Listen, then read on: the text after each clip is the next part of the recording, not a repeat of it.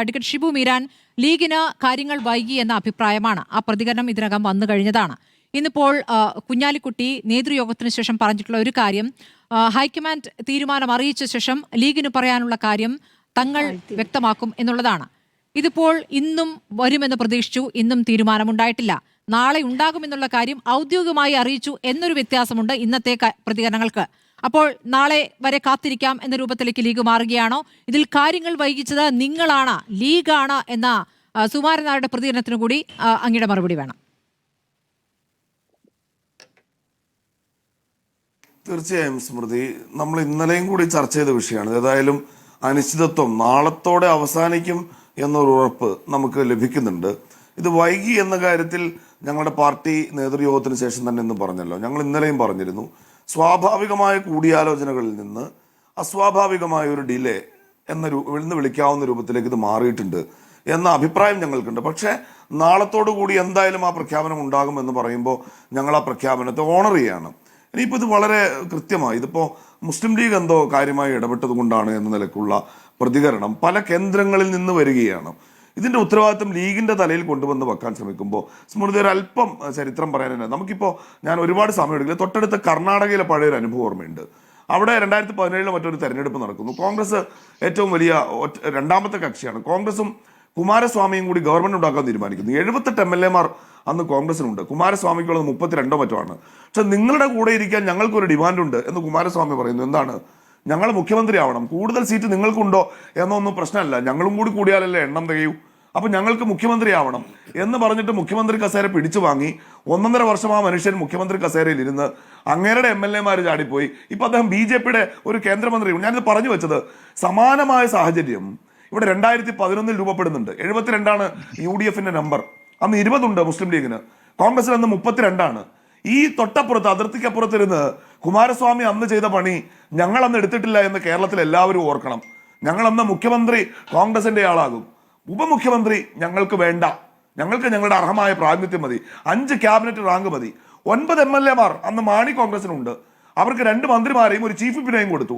3:1 അവിടെ ഒരു ക്യാബിനറ്റ് റാങ്കിന്റെ അനുപാതം. ഞങ്ങൾക്ക് അന്ന് 20 MLA-മാർ, 5 മന്ത്രിമാർ, 4:1 അനുപാതത്തിൽ ഞങ്ങൾക്ക് ക്യാബിനറ്റ് റാങ്ക് വേണമെന്ന് ആവശ്യപ്പെട്ടു.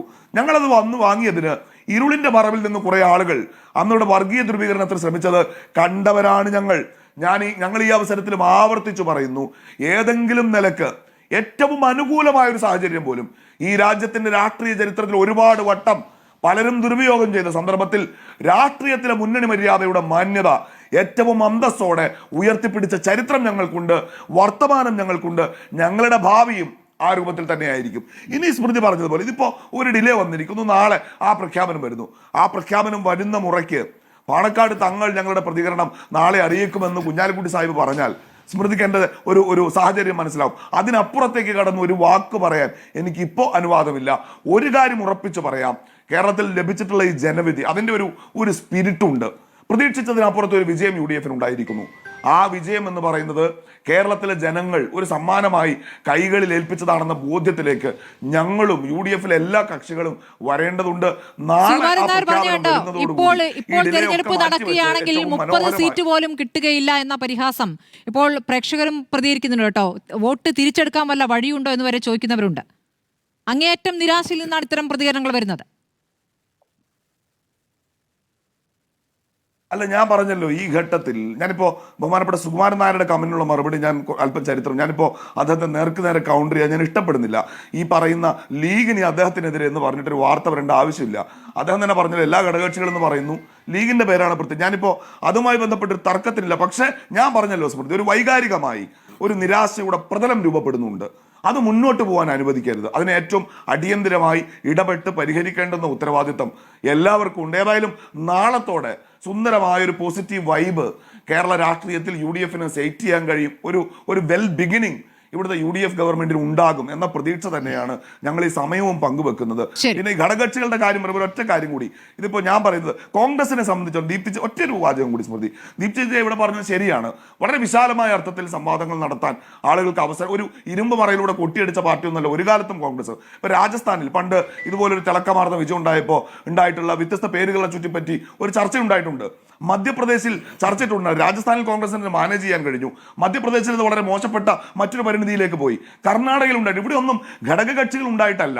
കോൺഗ്രസ് ചരിത്രപരമായി തന്നെ അതിനകത്ത് വ്യത്യസ്ത ധാരകളും വ്യത്യസ്ത നിലപാടുകളും അവർക്കൊക്കെ അഭിപ്രായം പറയാനുള്ള അവകാശം കൊടുക്കുന്ന ഒരു പാർട്ടി എന്ന നിലക്ക് കോൺഗ്രസിൽ ഇത് നാച്ചുറലാണ്. ഈ ഡിലേ മാത്രമാണ് ഞങ്ങളുടെ പ്രശ്നം. അത് ദയവ് ചെയ്ത് ഞങ്ങളുടെ തലയിലേക്ക് കെട്ടിവെച്ചിട്ട് പോയ കാലത്തെ ദൗർഭാഗ്യകരമായ ചർച്ചകൾ തിരിച്ചു കൊണ്ടുവരാൻ ഒരാളും ശ്രമിക്കരുത് എന്ന വിനയപരമായ അഭ്യർത്ഥനയാണ് ഞങ്ങൾ ഒരു നിലക്കും ഇവിടെ ഒരു അവസരം പരിധി എന്തെങ്കിലും തട്ടിയെടുക്കാൻ കാത്തു നിൽക്കുന്നവരായി കേരളത്തിന് മുൻപിൽ ഉണ്ടാകില്ല. ഞങ്ങൾക്ക് അർഹതപ്പെട്ടതല്ലാത്ത ഒരു മുടിനാരിഴ അതിര് കിടന്ന് ചോദിക്കുന്നവരായി ലീഗ് കേരളത്തിന്റെ മുന്നിൽ നിൽക്കില്ല എന്ന അഭിമാനത്തോടെ ഉത്തരവാദിത്വത്തോടെ പറയാൻ ഞങ്ങൾക്ക് ഈ സന്ദർഭത്തിൽ അത് എല്ലാവരോടുമാണ്. ശരി, അതൊരു നല്ല മറുപടിയാണ് ശ്രീ ഷിബു മീരാൻ.